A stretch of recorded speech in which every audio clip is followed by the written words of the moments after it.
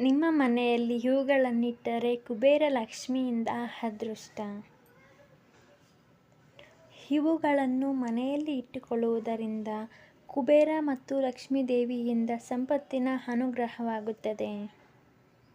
ಬೆಳ್ಳಿ ಆನೆ. ಶಾಸ್ತ್ರದ ಪ್ರಕಾರ ಬೆಳ್ಳಿ ಆನೆಯನ್ನು ಮನೆಯಲ್ಲಿ ಇಟ್ಟುಕೊಳ್ಳುವುದು ತುಂಬಾ ಮಂಗಳಕರವಾಗಿರುತ್ತದೆ.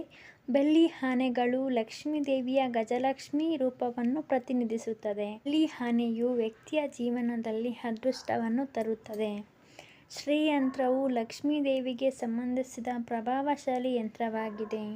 ಯಾವ ವ್ಯಕ್ತಿಯ ಮನೆಯಲ್ಲಿ ಶ್ರೀಯಂತ್ರ ಇರುತ್ತದೆಯೋ ಅಂತಹ ಮನೆಯಲ್ಲಿ ಸಾಕ್ಷಾತ್ ಲಕ್ಷ್ಮೀ ದೇವಿ ನೆಲೆಸಿರುತ್ತಾಳೆ ಎನ್ನುವುದು ನಂಬಿಕೆ ಇದೆ. ಯಂತ್ರವನ್ನು ನೀವು ನಿಮ್ಮ ಮನೆಯಲ್ಲಿ ಇಟ್ಟುಕೊಳ್ಳುವುದರಿಂದ ಲಕ್ಷ್ಮೀ ದೇವಿಯು ನಿಮ್ಮ ಮನೆಯಲ್ಲಿ ನೆಲೆಸುತ್ತಾಳೆ.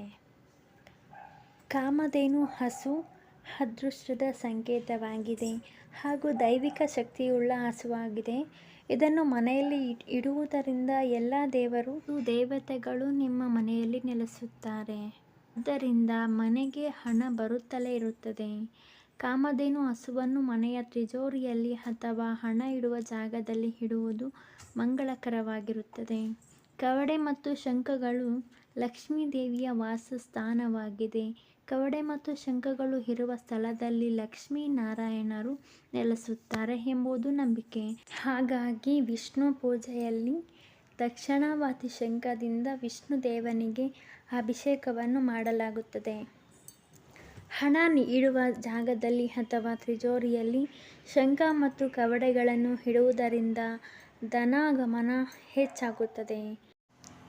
ಈ 4 ವಸ್ತುಗಳನ್ನು ನಿಮ್ಮ ಮನೆಯಲ್ಲಿ ಇಟ್ಟುಕೊಳ್ಳುವುದರಿಂದ ಹಣದ ಸಮಸ್ಯೆಯು ಎದುರಾಗುವುದಿಲ್ಲ. ಕುಬೇರ ಮತ್ತು ಲಕ್ಷ್ಮೀ ದೇವಿಯು ಕೂಡ ಅಂತಹ ಮನೆಗಳಲ್ಲಿ ವಾಸವಾಗಿರುತ್ತಾಳೆ. ವೀಕ್ಷಕರೇ, ಈ ಮಾಹಿತಿ ಇಷ್ಟವಾದಲ್ಲಿ ದಯವಿಟ್ಟು ವಿಡಿಯೋವನ್ನು ಲೈಕ್ ಮಾಡಿ, ಚಾನಲ್ ಸಬ್ಸ್ಕ್ರೈಬ್ ಮಾಡಿ. ಕೇಳಿದ್ದಕ್ಕಾಗಿ ಧನ್ಯವಾದಗಳು. Thank you for watching.